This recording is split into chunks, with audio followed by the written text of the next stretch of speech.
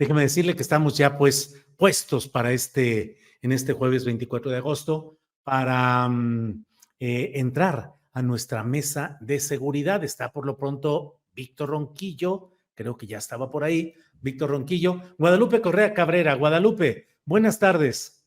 Muy buenas tardes, Julio. Aquí, pues saludándote, saludando a Víctor, que todavía no lo veo bien. No Y bueno, aparece. muy contenta, como siempre, de estar aquí. Gracias, Guadalupe. Víctor Ronquillo, manifiéstate. No se manifiesta Víctor Ronquillo. Bueno, vamos a seguir adelante. Guadalupe Correa Cabrera, vamos a entrar en un tema que me parece a mí que es necesario que abordemos en este momento, que es el relacionado con la renuncia de Carla Quintana, la titular de la Comisión Nacional de Búsqueda de Personas Desaparecidas.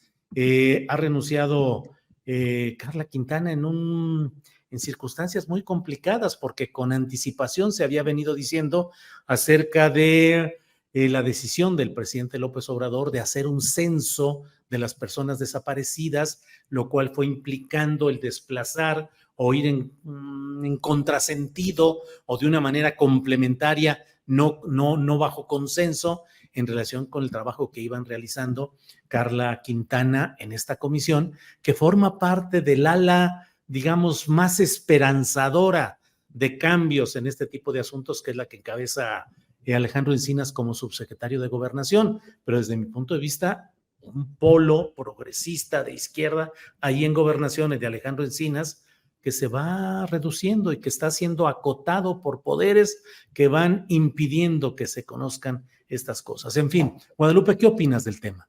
Mira, es un tema muy complejo, donde hay claroscuros. Yo no puedo a veces ver blancos y negros.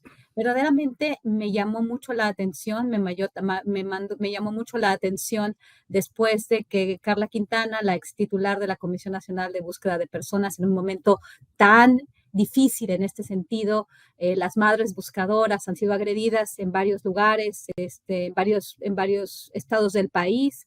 Recuerdo el caso de Miriam Rodríguez en el estado de Tamaulipas, que fue incluso asesinada.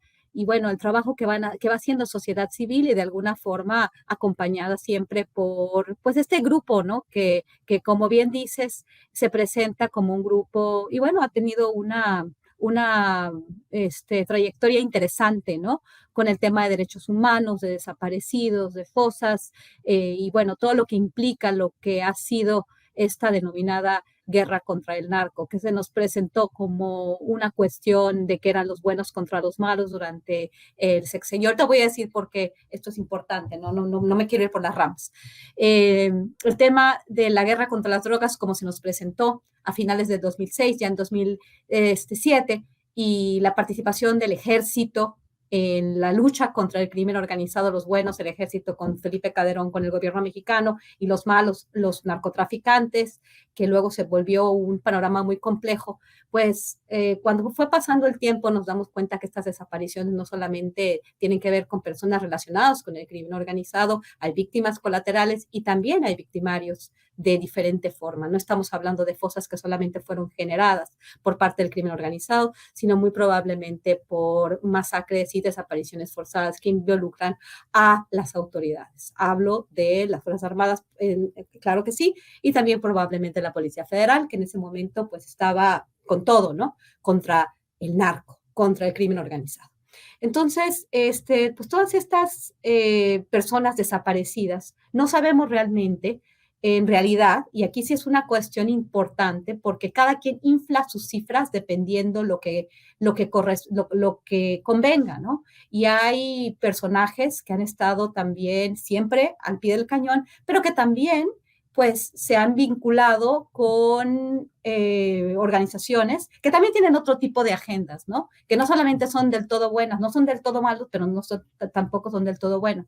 Carla Quintana, como parte del grupo de Alejandro Encinas, tienen, pues sí, son personas de derechos humanos que han estado vinculados también a pues organizaciones internacionales de defensa de los derechos humanos, que también hay claroscuros en este sentido. Los números, la creación de este censo también tiene sus claroscuros, ¿no? Tal vez se han inflado las cifras, no las conocemos bien, pero ¿quién va a controlar esta medición. ¿Y qué va a pasar con el grupo que ya tiene todo un know-how, todo un conocimiento sobre esto? Esto es muy delicado. ¿Por qué? Porque esto también tiene un impacto en las investigaciones y también en lo que pudo haber hecho el ejército mexicano y cómo pudo haber estado involucrado. Y esto es muy, muy complicado. Y además, esta cuestión, la respuesta del presidente, que Carla Quintana sale porque pues ya él ya está buscando otro camino y que realmente no hubo una ruptura, pues todavía no nos queda muy claro, ¿no? Porque sabemos que ha habido una tensión muy fuerte en general con los grupos, el gobierno de Andrés Manuel, este avance de las Fuerzas Armadas, que no quieren llamar militarización, que es una búsqueda hacia la paz, así lo presentan, y pues estos grupos que realmente saben lo que sucedió con con las mismas Fuerzas Armadas y casi todos, bueno, muchos de los liderazgos en las Fuerzas Armadas por su estructura. Entonces sí, esto nos da para muchísimo más, pero ya me voy a silenciar para darle paso a mis colegas para que también expresen su punto de vista. Aquí está Ricardo. Hola, Ricardo.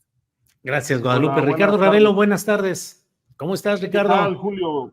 Muy bien, muchas gracias. Una disculpa a ustedes y al público porque, pues bueno, por un detalle ahí tenía la computadora desconectada y se me apagó, pero gracias, estamos Adelante. aquí ya No, no, no. conectados.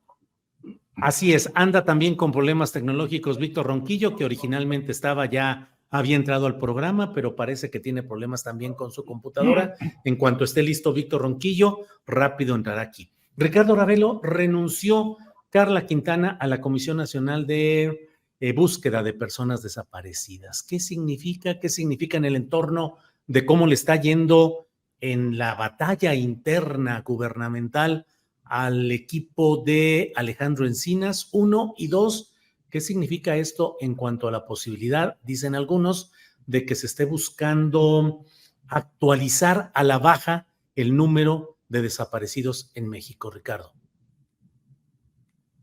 Bueno, eso es algo muy complejo porque aquí yo he repetido muchas veces que hay, digamos que mentiritas, mentirotas y estadísticas. Y este gobierno se ha basado mucho en la estadística. La estadística no es propiamente algo exacto. Y obviamente, bueno, tampoco dudo, como lo están haciendo con el tema de los asesinatos, de que haya manipulación para maquillar cifras que permitan al gobierno de López Obrador presentar un rostro pues falso ante la sociedad y el mundo, porque el caso de las desapariciones en México es un tema que ha sacudido también a otros países por el drama que vive México en esa materia. La renuncia, pues más allá de que ella no es, la señora Carla Quintana no explica detalles, bueno, ya se irán conociendo con el paso de los días. A mí me parece que sí es un retroceso porque, bueno, se van despegando piezas que pues fueron importantes en esta recomposición del proyecto para localizar personas. Creo que al principio nos mostraron algunos avances, como el banco de datos para la identificación de personas, etcétera, pero no ha sido exitoso. Es decir, aquí algo se ha descompuesto y tiene algo que ver con, bueno, más o menos la percepción coincide con el asunto del GIEI, que abandonó el tema de la investigación de los 43, según se sabe, porque pues no ven en el presidente la suficiente voluntad de querer ir adelante y a fondo para esclarecer ese asunto. Y me parece que, como lo dijimos aquí en una mesa anterior, el dique más poderoso que impide llegar a la verdad es el ejército. En el caso de los desaparecidos, pues bueno, como Guadalupe lo sostuvo atinadamente, no es un tema solo de la delincuencia organizada, es un asunto multifactorial que ha golpeado por todas partes, pero aquí no tan solo se trata de atender y de darle viabilidad, que no creo que solución, al tema de las identificaciones y la entrega cabal, puntual de las personas desaparecidas a sus deudos, porque eso no ha ocurrido. Es decir, conozco varios casos, Veracruz es uno de ellos, con el colectivo Solecito. Yo tuve la oportunidad de hablar con varias madres de ese grupo, de ese colectivo, y bueno, pues me contaban, por ejemplo, la experiencia que tuvieron con Miguel Ángel Yunes cuando fue gobernador, y encontraron unas fosas, fueron amenazadas. Cuando andaba en campaña el Yunes, les ofreció la gloria, el cielo, el paraíso. Vamos a invertir una enorme cantidad, vamos a trabajar para esclarecer, para llegar a la verdad. Y cuando se sentó en la silla en la gubernatura del estado, pues obviamente ya ni siquiera les agendó cita. De tal manera que las madres tuvieron que organizarse para seguir las búsquedas. Este ha sido el drama, digamos, no solamente de este gobierno, sino de los anteriores, con el tema de las desapariciones. Entonces, cuando se van piezas valiosas que hicieron aportaciones importantes, pues bueno, no podemos leerlo como un replanteamiento. Se tiene que hacer, obviamente, porque el tema sigue adelante, y sigue adelante porque continúan las desapariciones. No solamente hay un estancamiento en el tema de la localización y de la identificación, sino que siguen ocurriendo desapariciones y el gobierno hasta hoy no tiene una explicación puntual de las causas que están ocasionando este flagelo, este fenómeno aterrador. De tal suerte que, bueno, pues yo considero que el área que encabeza Encinas, pues se tiene que replantear pues el proyecto en sí, porque este sexenio va a cerrar sin resultados en esa materia, y me parece que a lo mejor puedo pecar de excesivo, pero en el tema de las desapariciones todo está por hacerse. Bien, Ricardo, gracias. Está con nosotros ya Víctor Ronquillo. Víctor, buenas tardes, bienvenido. Buenas tardes, perdón por tanta bronca con el internet, pero es que las cosas de pronto empiezan a fallar y uno ¿qué es lo que está ocurriendo? Aquí estamos, mi chava, que vamos a platicar primero sobre Karla Quintana. Sí, adelante, Víctor, tu opinión sobre este tema de la renuncia de Karla Quintana a la Comisión Nacional de Búsqueda de Personas Desaparecidas. Fíjate que yo tuve ocasión de hablar con Karla Quintana en varias ocasiones, de entrevistarla formalmente una vez, una entrevista larga de casi 1 hora, y a lo largo de esa entrevista Karla Quintana hablaba de la acción sector de la Subsecretaría de Derechos Humanos y de la propia área de trabajo de Karla Quintana. Esta Comisión Nacional de Desaparecidos representaba la Secretaría del Gobierno de la Cuarta Transformación. Y ella hablaba de que realmente este sector era un sector que intentaba llevar adelante un proceso de justicia transición. Y obviamente este proceso de justicia pues tiene como un elemento clave el confrontar a distintos grupos de poder y el transformar distintas. Karla había logrado alianzas con muchas de las organizaciones de madres, de familiares de personas desaparecidas.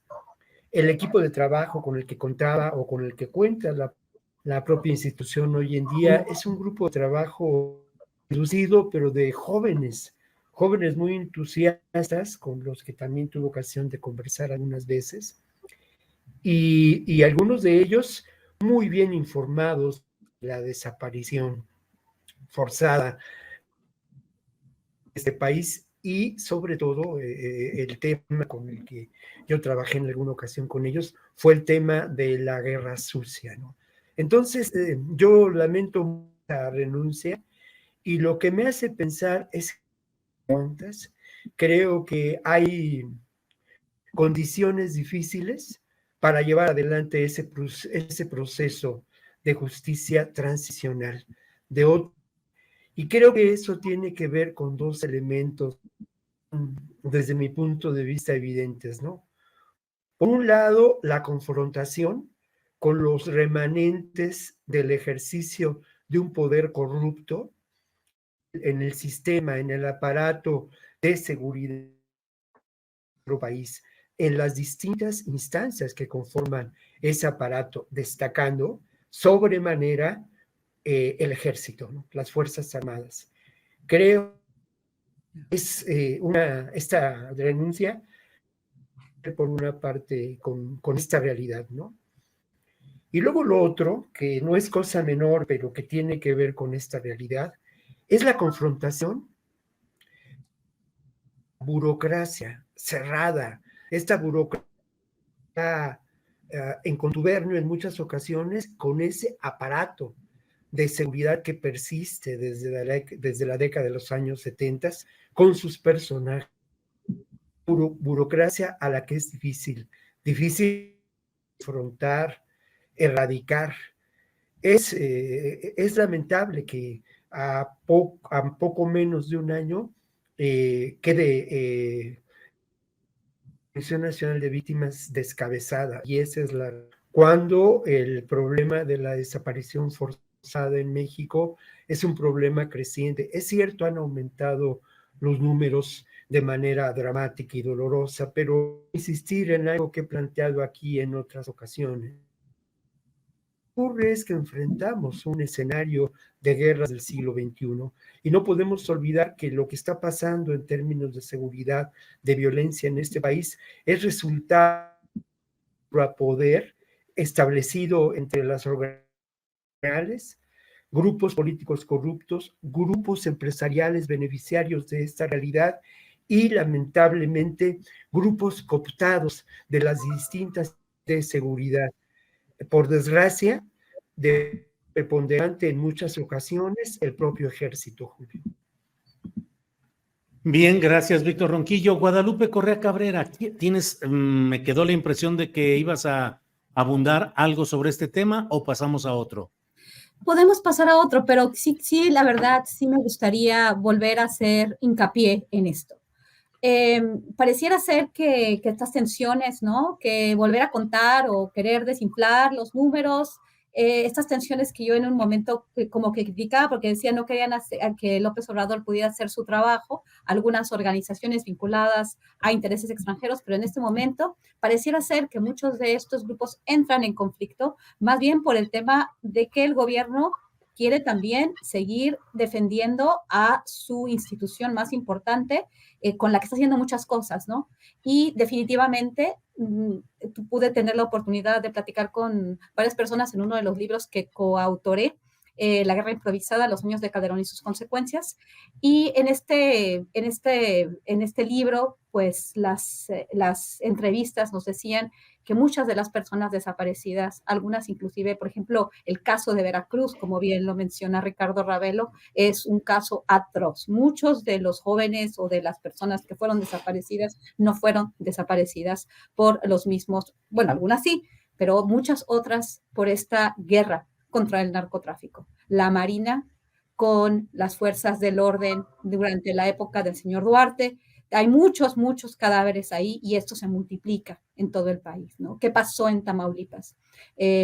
Recuerdo cuando fui a vivir a Brownsville, se oían los balazos del otro lado de la frontera, y cuando fue el operativo en contra de Tony Tormenta, se oían balazos, siguieron balazos por 12 horas y yo los podía escuchar porque vivía al otro lado de la frontera. Cerraron los puentes fronterizos, se veían fumarolas, las personas hablaban de que vieron cuerpos y los reportes establecían un número muy pequeño, si no mal recuerdo, 9 o 10 personas, después de 12 horas, sin parar, de un objetivo de la Marina en contra de Tony Tormenta, uno de los líderes en ese momento del cártel del Golfo. Es imposible creer que después de tanta destrucción, donde estaban las Fuerzas Armadas participando, solamente se hayan muerto tan pocas personas. Y muchas personas aseguran de manera informal que murieron más. Eso es solamente una muestra de lo que ha pasado en México y del papel de las fuerzas del orden que han estado pues actuando de una manera porque se les dio la orden, me imagino, para acabar con los malos. Y esto no se va a tapar teniendo el control sobre todas las cuentas, sobre todas las fiscalías que supuestamente deben de ser independientes para la cuestión de las víctimas, y pareciera ser que podría ser esto una tapadera de las Fuerzas Armadas, y esto preocupa bastante. Creo que mis dos colegas de alguna forma también hicieron comentarios que podrían sugerir algo por el estilo.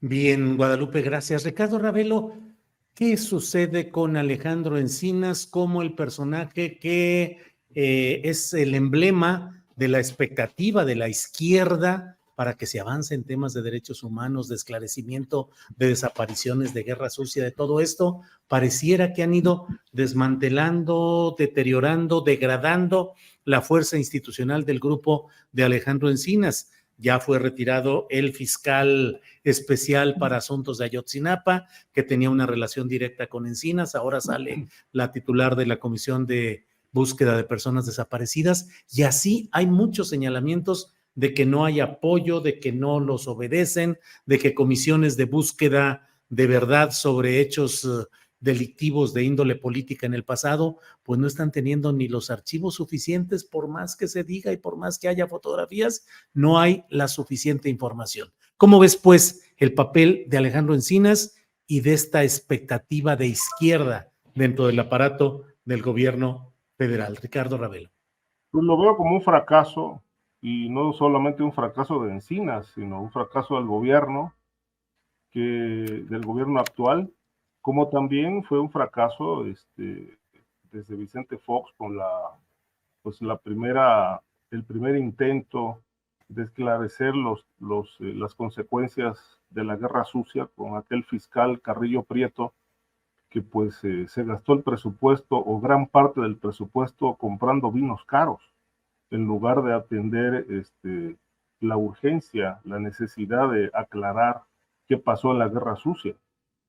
Yo creo que este es un tema que pues ha seguido igual, nebuloso. Se han protegido intereses no solamente institucionales, en este caso del ejército, sino también de la delincuencia organizada.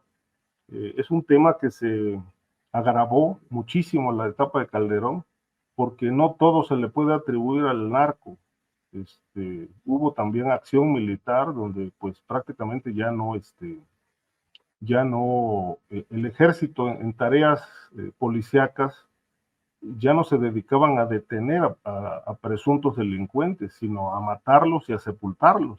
Había maquinaria, traían maquinaria pesada en zonas que eran asientos del crimen organizado, y ahí enterraban a las personas que asesinaban. Un caso muy emblemático pues, está en el documental Allende, que está en Netflix, que es una historia de terror de lo que pasó en Coahuila, cómo operaba el crimen organizado y cómo el ejército coadyuvaba y la policía.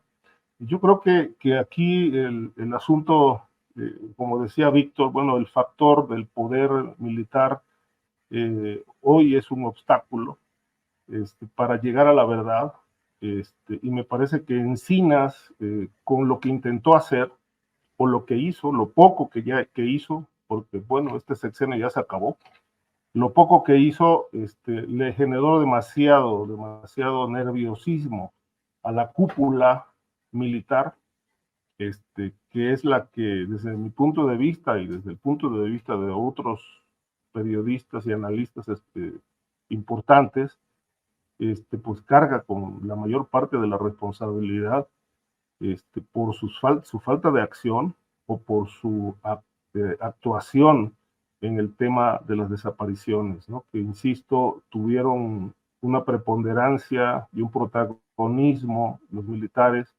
en el sexenio trágico de Felipe Calderón, que obviamente lo vamos a recordar pues siempre, hasta la muerte, como quizá uno de los más, de un sexenio de exterminio, de la brutalidad, donde quizá ahí se generaron muchos casos, miles de casos de desapariciones, porque todo se criminalizó.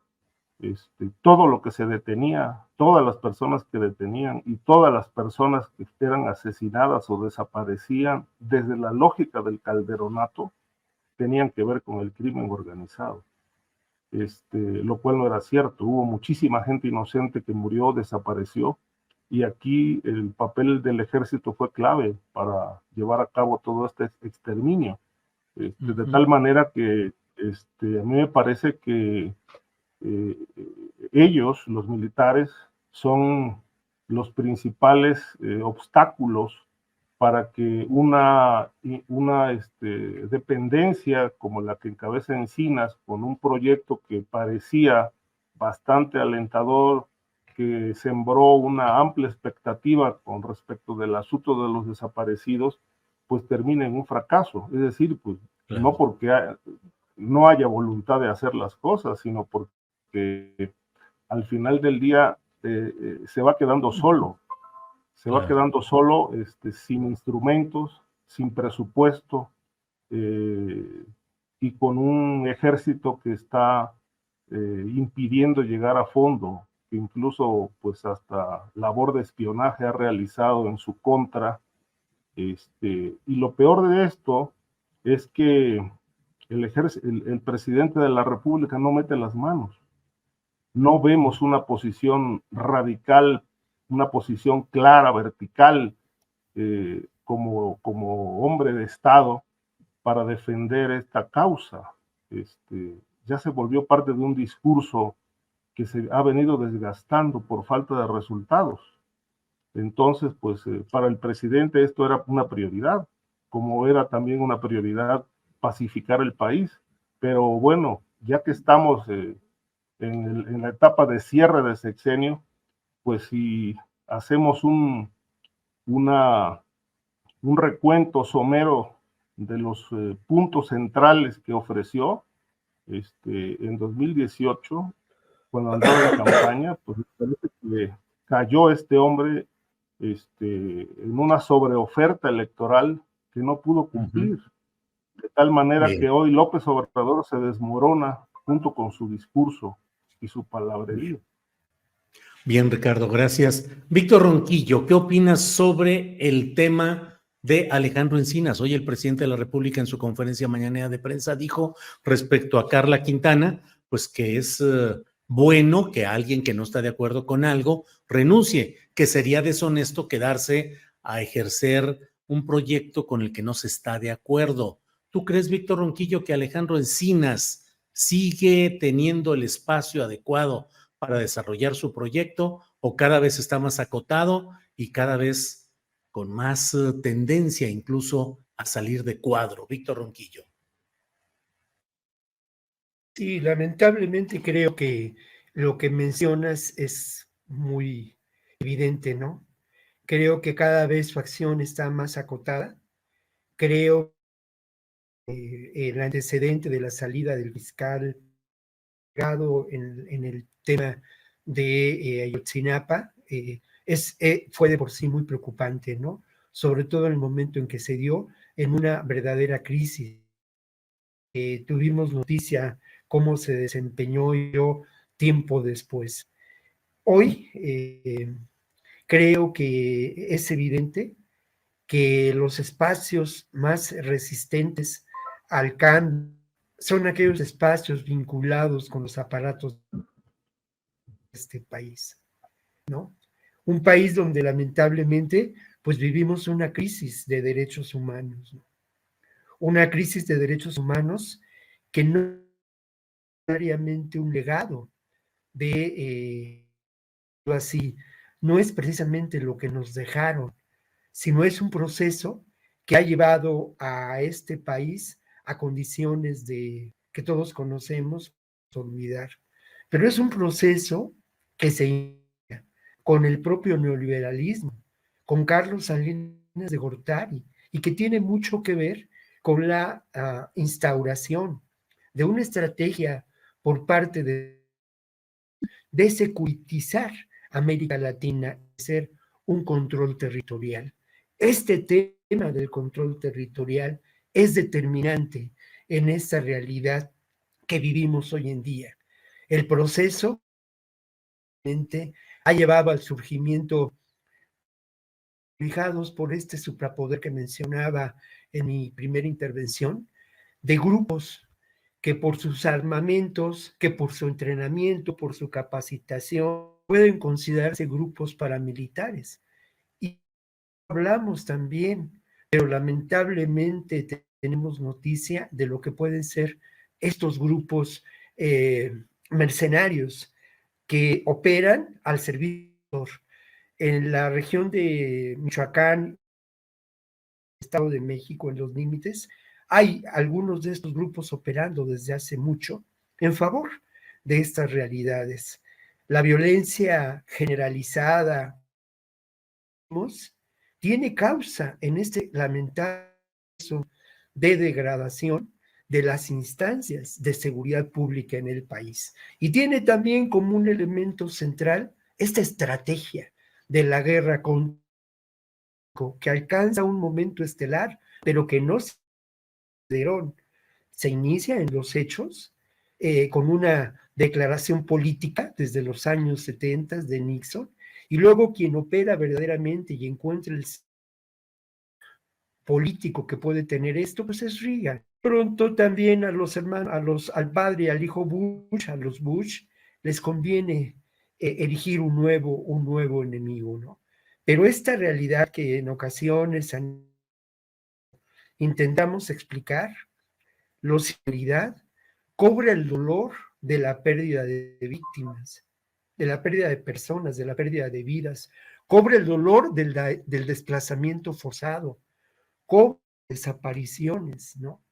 Y cobra el dolor flagrante, enorme, de haber golpeado a lo que podemos considerar instituciones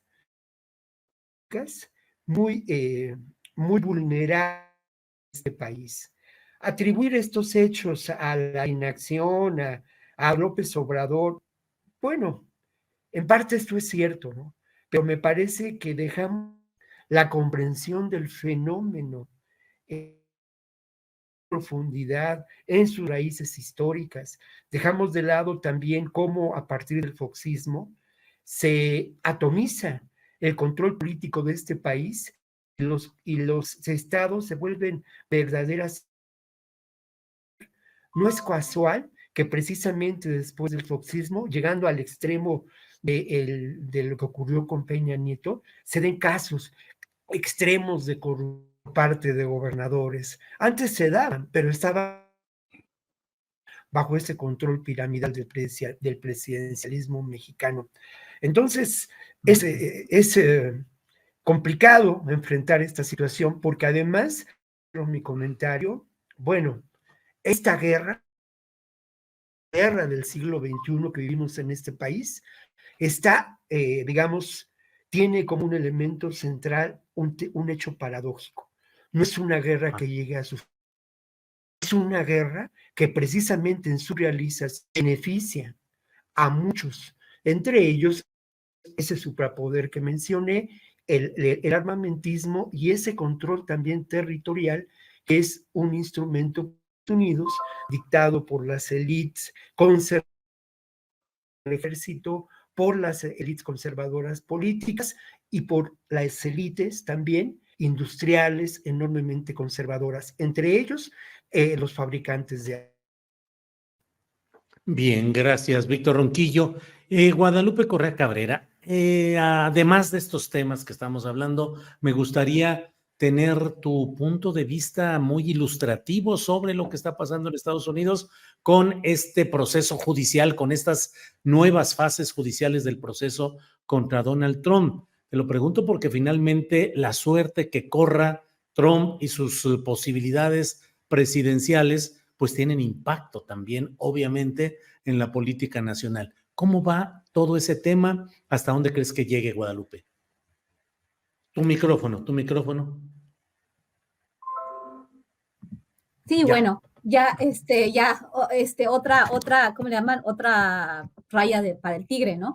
Es impresionante que en este momento, ¿no? En vísperas de las primarias para elegir al candidato republicano, en un momento donde se vuelve a repetir, ¿no? Pues esta contienda, ¿no? Entre dos personas ya más grandes, pero una muy popular y la otra pues en caída libre, ¿no? Hablo del presidente estadounidense Joe Biden.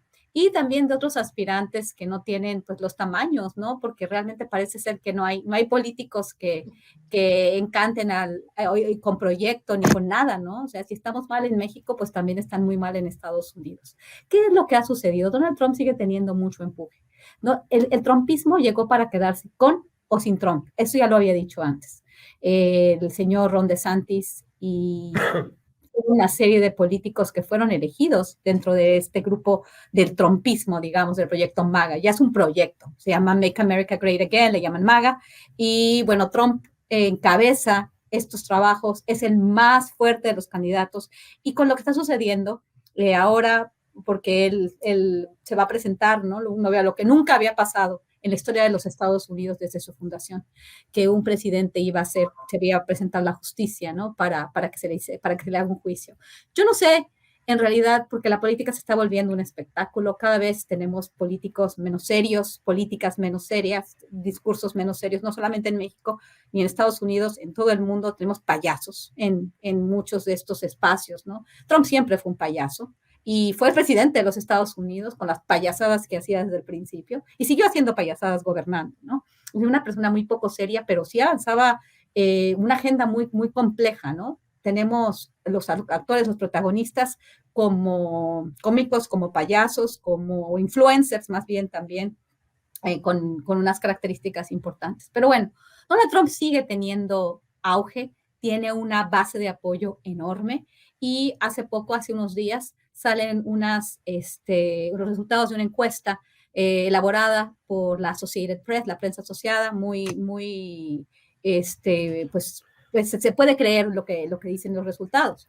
Y bueno, se sabe que los medios mainstream no apoyan a Donald Trump, pero fue impresionante cómo los resultados, al contrario de lo que se puede pensar, de que estos procesos están debilitando al candidato y la percepción con relación a su culpabilidad en todos estos juicios, en todos estos casos, más bien, al contrario, está como reforzando, hasta como si lo que se quisiera es martirizarlo, fortalecerlo y que gane el trumpismo, con o sin Trump, con Trump mejor, pero si no, o sea, porque realmente la gente está clamando, pues y está dudando de que si todo esto tiene que ver con una cuestión política para sacarlo de la contienda. Entonces, en realidad, esto no lo está haciendo más débil, al contrario, lo está haciendo más fuerte, él lo está utilizando a su beneficio, él habla, cada vez que él habla, pues se fortalece más, ahora él es un mártir, y bueno, muy probablemente, como yo estoy viendo las cosas, es una gran posibilidad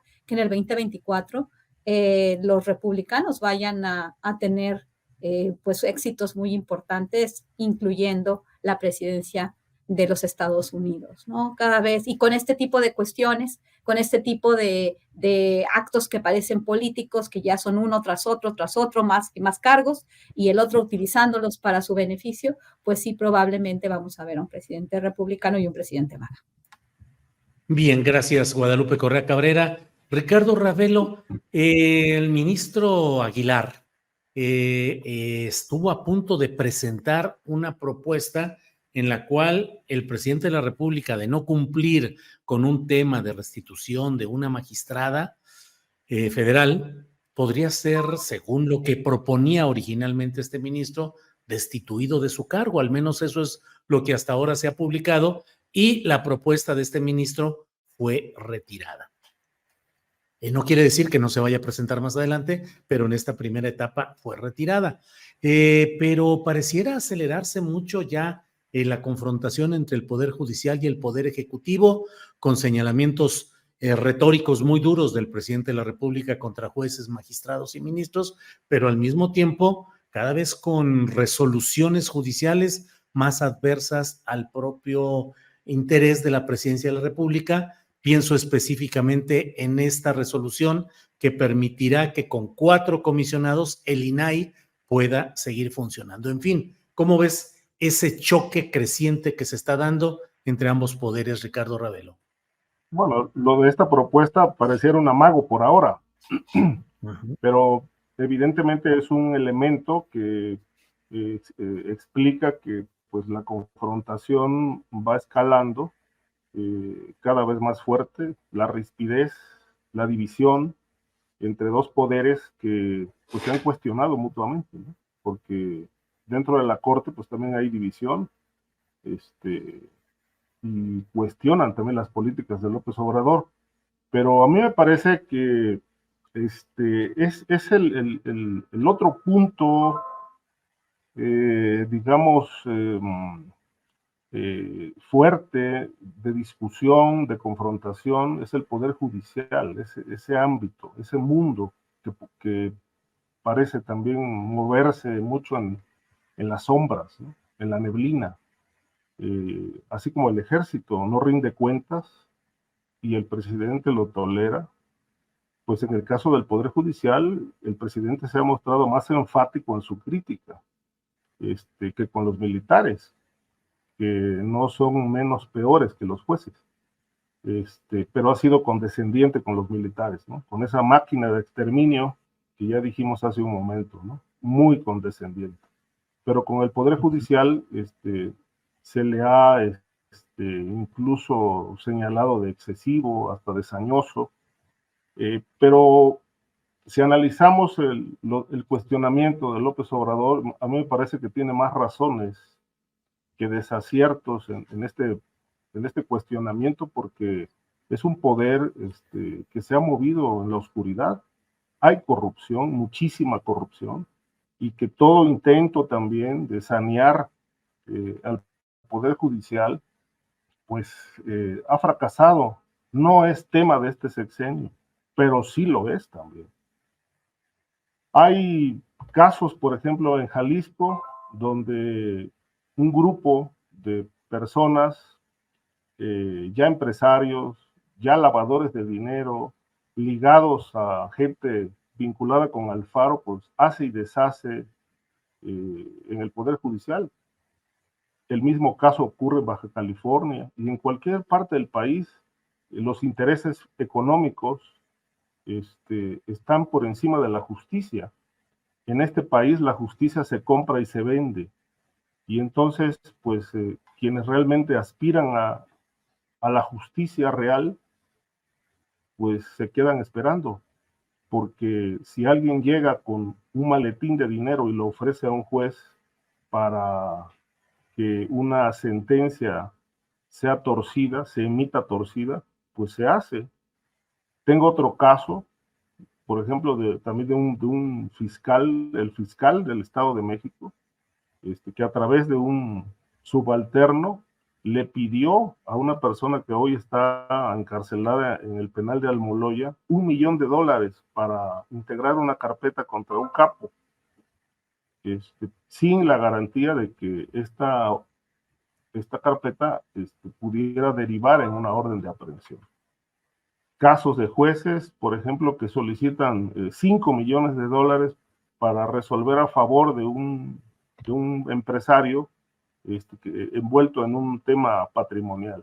Y todo esto se mueve a través de los hilos de los gobernadores, de los fiscales y de abogados, ¿no? Que es otra mafia ligada a toda esta red. De tal manera que, bueno, pues si analizamos el entorno del gobierno actual del presidente, pues prácticamente está rodeado del viejo sistema. Es el viejo sistema con un rostro maquillado, pero el viejo sistema mafioso en el ejército, en la política, en el poder judicial, está más vigente que nunca.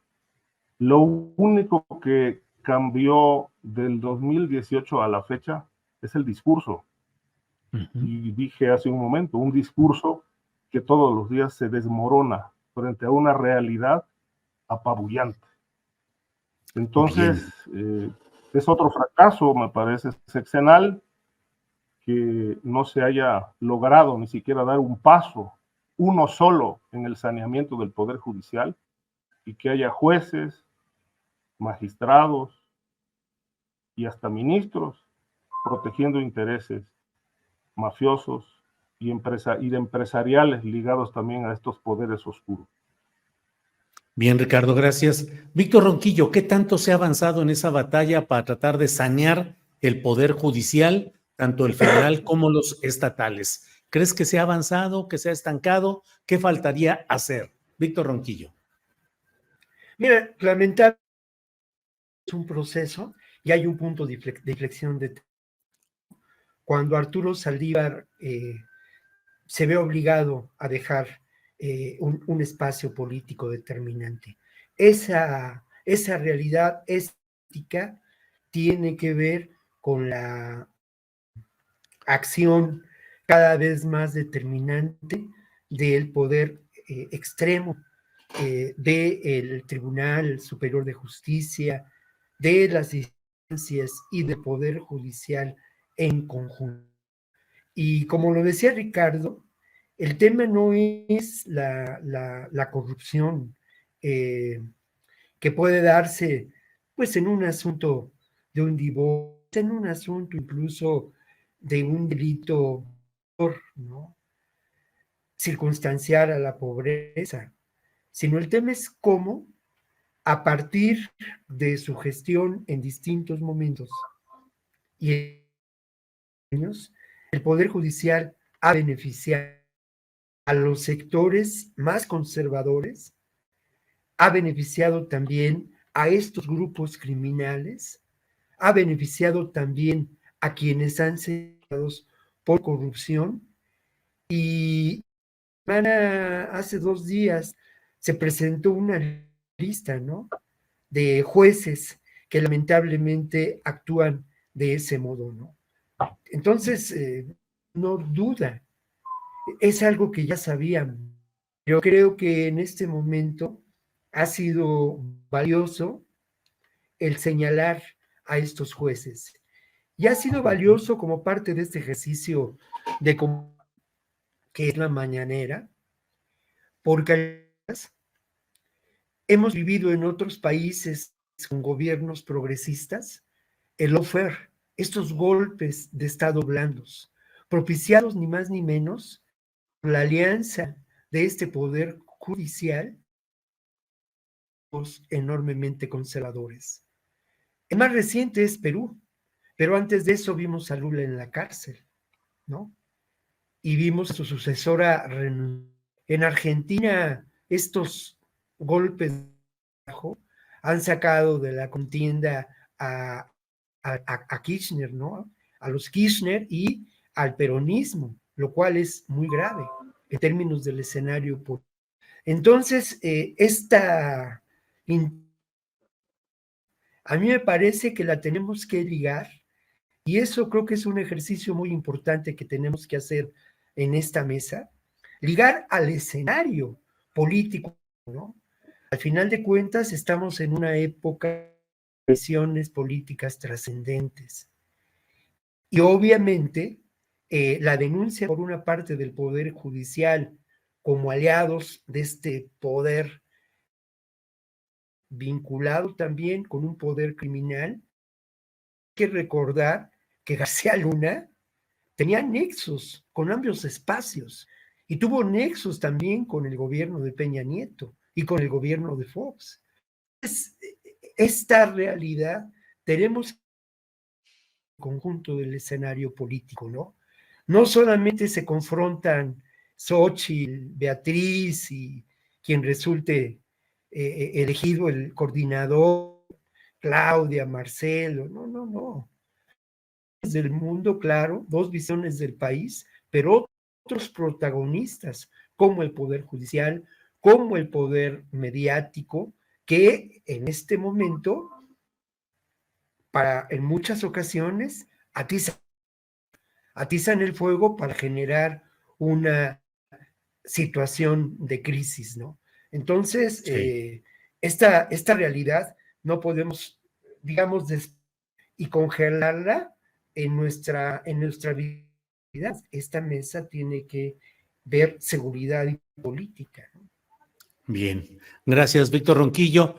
En Guadalupe Correa Cabrera, estamos ya a las 2 de la tarde con 50 minutos, así es que nos queda espacio para un postrecito de 2 o 3 minutos, ya sabes, postrecitos dulces o amargos. Guadalupe, Ah, adelante. yo soy muy amarga, la verdad. Pues es Siempre me que, gusta pues, ¿qué le hacemos? Es que la realidad está amarga, Guadalupe.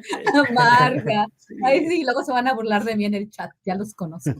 Y ahí hay varios que me traen ya. Pero bueno, no importa. Adelante, adelante, Guadalupe, así andamos. Es la temporada de Es la cacería de opiniones. Exactamente. Bueno, pues yo quiero hablar de un tema, a ver si puedo hacerlo rápido, que me pareció súper interesante y no pudimos tratarlo, que Estados Unidos concedía la regla de excepción al principio de especialidad contra César Duarte, este gobernador de Chihuahua, y la gobernadora, yo creo que en contra de su voluntad, tuvo que decir, sí, ya vienen más delitos, ¿no? Porque supuestamente cuando extraditan, de acuerdo a los tratados, pues y yo lo que pensé, y esto sí fue muy interesante, ¿no? Que ya estos son los delitos, no se le prueban y va, ¿no? Pero no, ahora se le va a, tiene otras 6 órdenes de aprehensión más en su contra.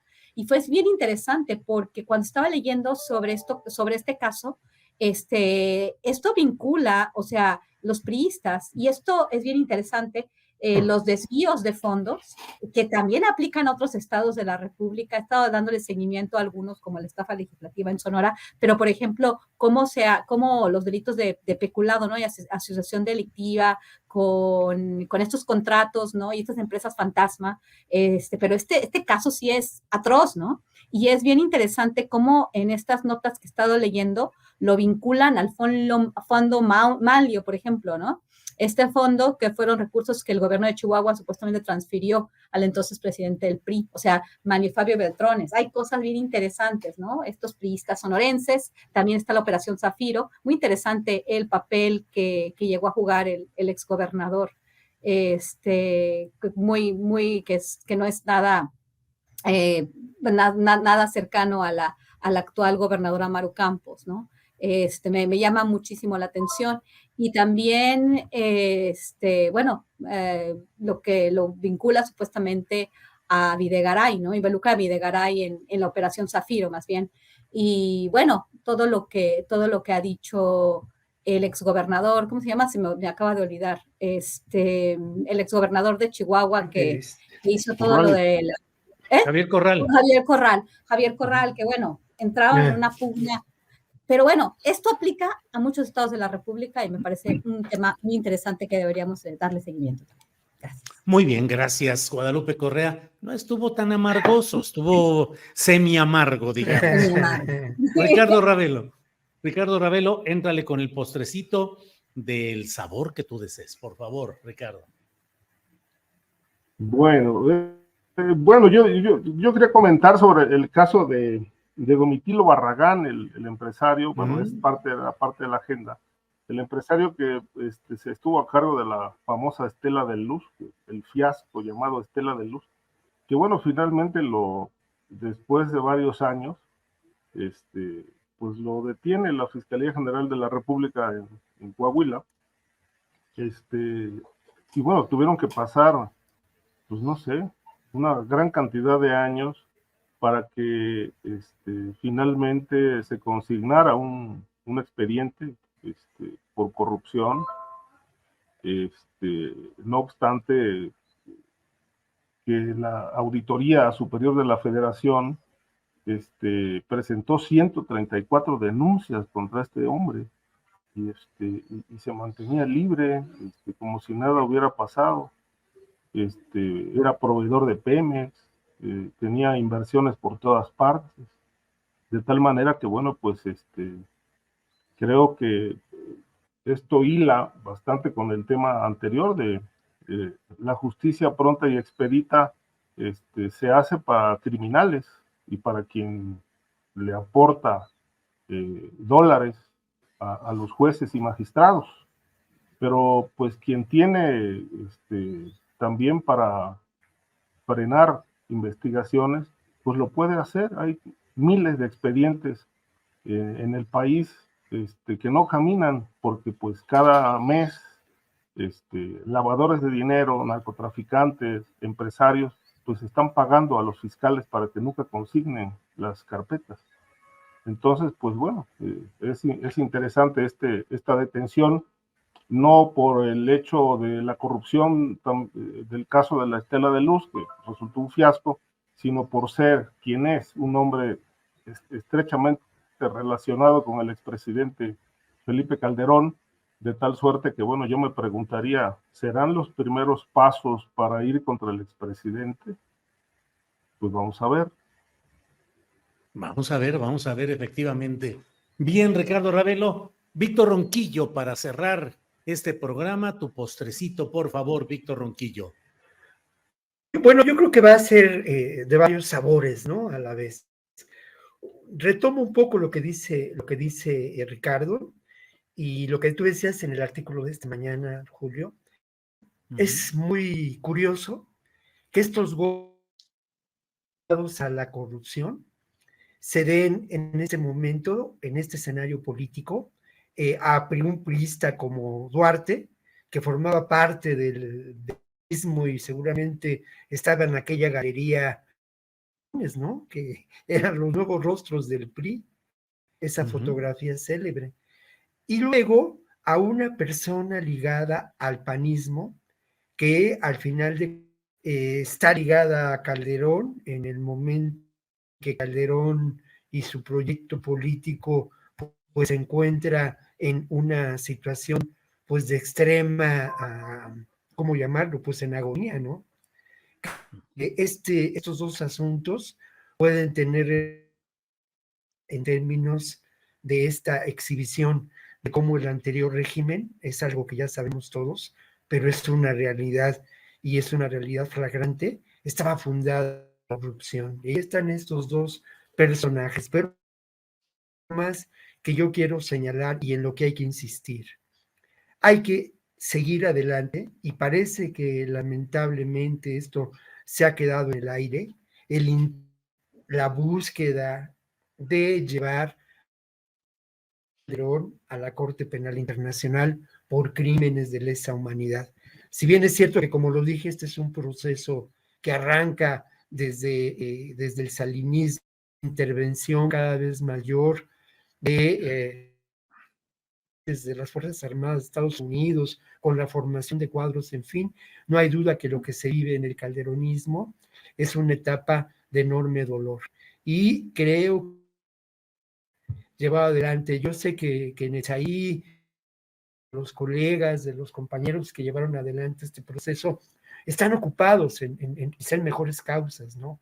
Pero me parece que es algo que no podemos y que tenemos que encontrar en el carácter de lo que hacemos nosotros, en cada ocasión, el pretexto para mencionarlo y para insistir en que este asunto tiene que es. Muy bien, pues Víctor Ronquillo, muchas gracias. Igualmente, Guadalupe Correa, gracias y buenas tardes. Muy buenas tardes, Julio, muchas gracias. Nos vemos el próximo jueves con todos, Julio, Víctor, Ricardo, que les vaya muy bien. Gracias. Ricardo Ravelo, gracias y buenas tardes. Gracias, Julio, por permitir que cada jueves estemos aquí acompañándote. También un saludo afectuoso para Guadalupe y Víctor, que tengan un buen fin de semana, y al auditorio también un excelente fin de semana. Gracias, Ricardo. Víctor Ronquillo, gracias y buenas tardes. Muchas gracias, Julio, y contento de estar aquí con ustedes cada semana. Les mando un abrazo muy fuerte a los, pues saludos para el público que amablemente nos semana con semana.